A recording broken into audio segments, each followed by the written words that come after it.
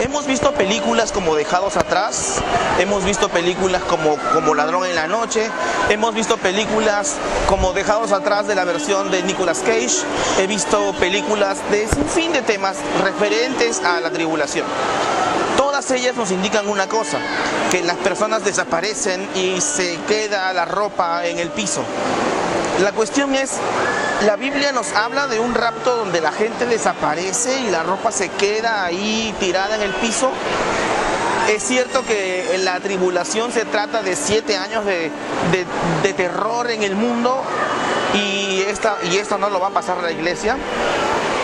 Todos estos temas vamos a verlos a continuación en este video. Bienvenidos al canal Escudriñando.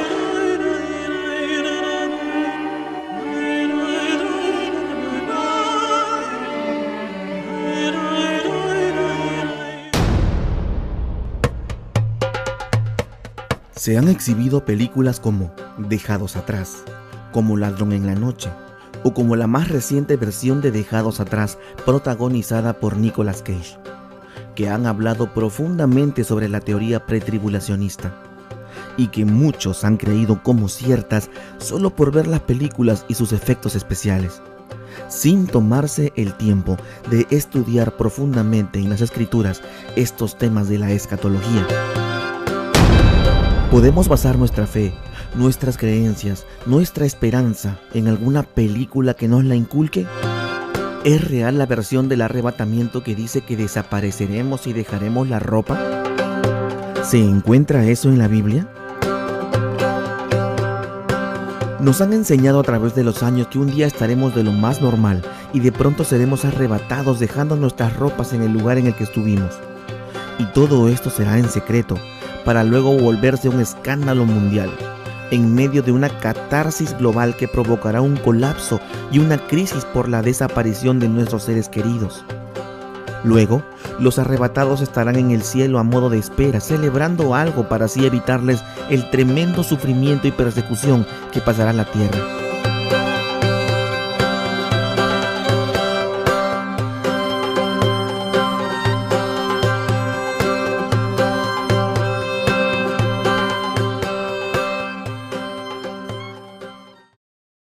La doctrina pretribulacionista es nueva, a partir de los años 1830. Esto inició básicamente con un sueño de una niña, la visión de una niña llamada Margaret MacDonald. Esta chica Margaret MacDonald tuvo una visión acerca de esta doctrina pretribulacionista. La difundió un reportero británico haciéndola muy popular. Pero no es que ella haya sido desde ese punto de la historia. En realidad hubo antes alguien quien lo hizo. ¿Quién fue? Un tipo llamado Emmanuel Lacombe. Este hombre era un sacerdote jesuita, siempre relacionado a lo católico, ¿no? Con este tipo de farsas.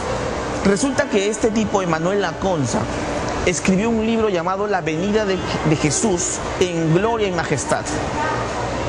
Pero no podía difundirlo ante los cristianos porque él, como sacerdote jesuita, iba a quedar muy mal. Es decir, no le iban a hacer caso, ya que los cristianos regularmente no escuchan a los sacerdotes católicos.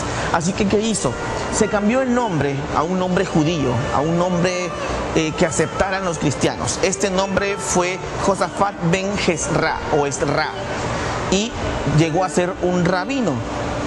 Y entonces esta teoría comenzó a dar más propagación, se propagó mucho más rápido y entonces quedó como la doctrina pretribulacionista, gracias a Emmanuel Lacombe.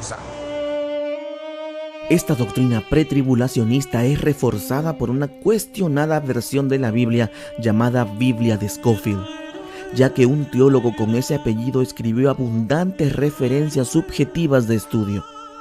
Desde este punto, los pastores y estudiosos de este tema, incluyendo cristianos de a pie, han basado sus estudios y enseñanzas en las anotaciones subjetivas de Scofield.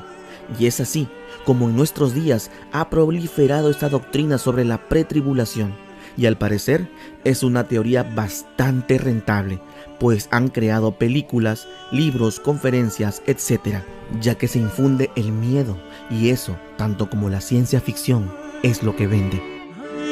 Pero no me imagino al apóstol Juan diciéndole a los cristianos: Ok, les voy a decir más o menos cómo va la profecía, pero con una previa ofrenda, un previo pago.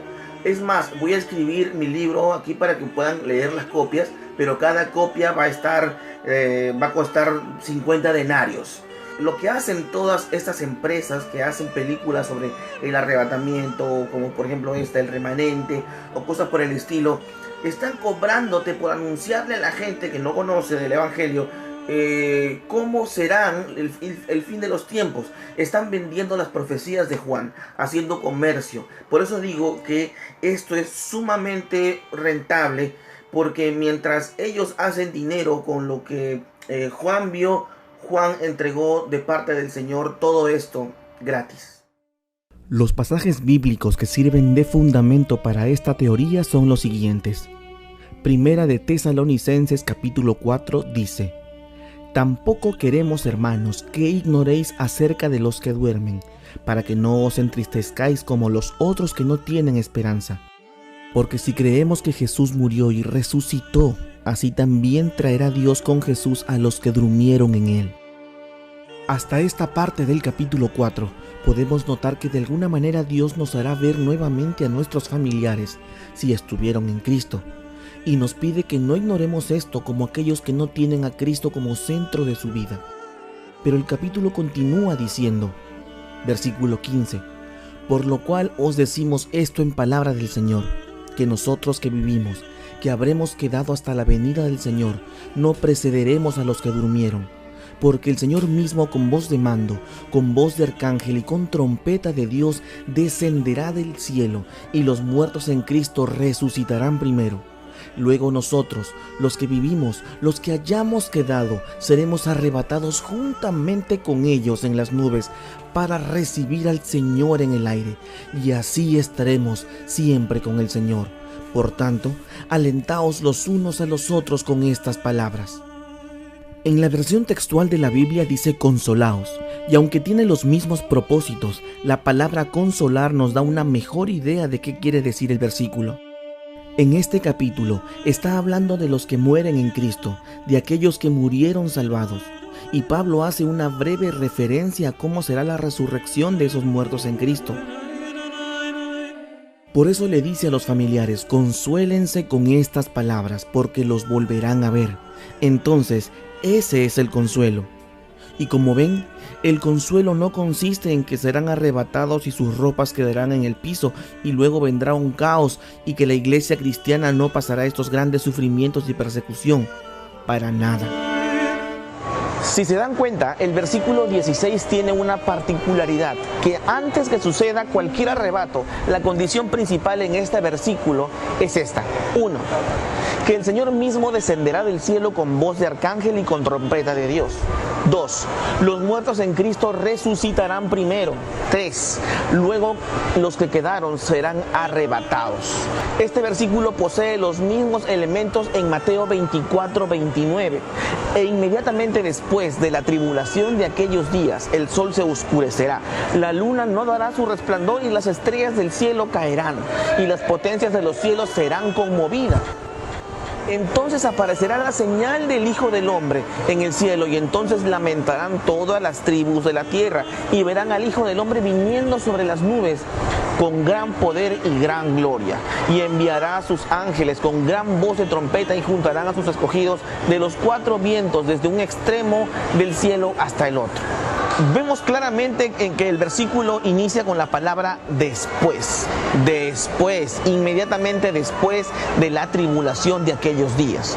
Luego el verso 31 respalda a Tesalonicenses 4 al decir que después de todo un caos mundial, Dios juntará recién a sus escogidos, pero luego de la aparición de Jesús. O sea, recién Dios arrebata a su pueblo después de la aparición del Mesías, de Jesucristo en el cielo. Y si lees Marcos 13:24, verás el panorama aún mucho más claro. Algunos osadamente dicen que esto es solo para los judíos, pero el verso 37 de Marcos 13 dice que esto es para todos. ¿Han leído ese verso que dice, estarán 2 en el campo, el uno será tomado y el otro será dejado? Eso está en Mateo 24:40. y termina diciendo que no sabemos el día en el que Cristo vendrá. Sin embargo, ya hemos visto que Cristo volverá después de la tribulación, pues eso es lo que nos dijo versículos arriba.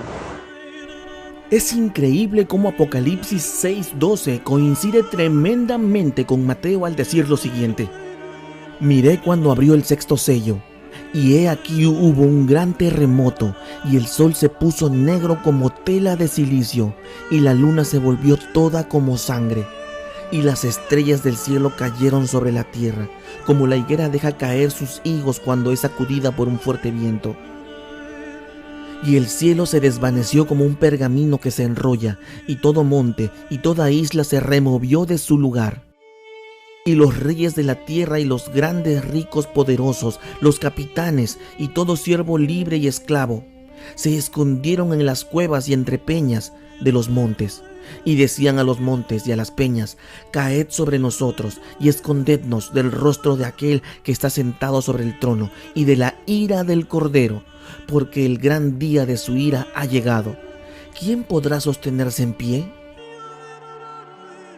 Entonces quizá tu pregunta sea: ¿acaso no dice la Biblia en 1 de Tesalonicenses 5:9, porque no nos ha puesto Dios para ira, sino para alcanzar salvación por medio de nuestro Señor Jesucristo? Hay una gran observación aquí, pues notamos que la ira de Dios inicia desde que el sol se oscurece y la luna se convierte en sangre. Muchos cristianos confunden la tribulación con la ira de Dios. Esta diferencia se remarca con esos impresionantes eventos, ya que si Mateo dice que el sol se oscurece después de la tribulación y vemos en Apocalipsis que la ira de Dios inicia después de lo mismo, entonces son dos cosas diferentes. Resaltamos esta diferencia porque muchos cristianos afirman que los hijos de Dios no pasaremos por la ira de Dios. Pero cuando ellos dicen ira de Dios, se están refiriendo a la tribulación, confundiendo dos cosas que son completamente distintas. No existe ni un solo verso que diga que no pasaremos por una gran tribulación.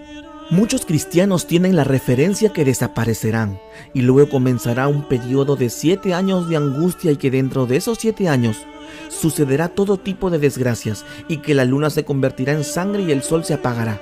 Pero ya vimos que por la Biblia no sucede eso, sino después de la tribulación. Interesante, ¿no?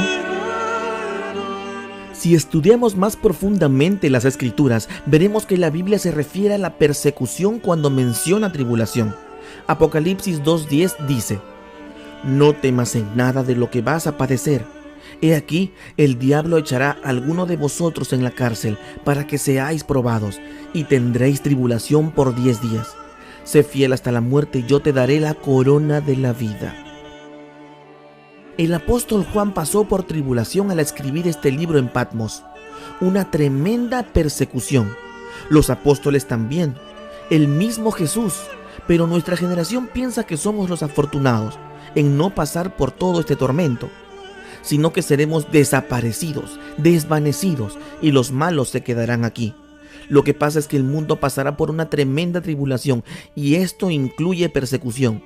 Te perseguirán a ti, a tu familia, para matarlos solo por creer en Jesucristo. Durante la historia vemos que todos pasaron por esto. Todos aquellos que creyeron en Jesús pasaron todas estas cosas horrendas ante el mundo, tal y como dice Hechos 14:22. Confirmando los ánimos de los discípulos, exhortándoles a que permaneciesen en la fe y diciéndoles: es necesario que a través de muchas tribulaciones entremos en el reino de Dios. Y como vemos, remarca que para entrar al reino de los cielos también debemos tener muchas tribulaciones. No dice que entraremos al cielo antes de la tribulación. Interesante también. Así que, querido hermano, no pienses que tú no vas a pasar este tipo de tribulación. De hecho, te espera una gran persecución, una persecución como jamás ha existido en la historia de este planeta. Jamás ha existido una persecución ni existirá como la que viene en camino. Te perseguirán a ti y a tu familia. Y es más probable que te amenacen para poder rechazar a Jesucristo. Y está en ti decir sí o no. Aquí les voy a mostrar la foto del sacerdote que se hizo pasar por judío, el sacerdote jesuita que se hizo pasar por judío y se convirtió a Cristo. Es este. No, perdón, me equivoqué de foto. Es este. El famoso judío Ben Ezra.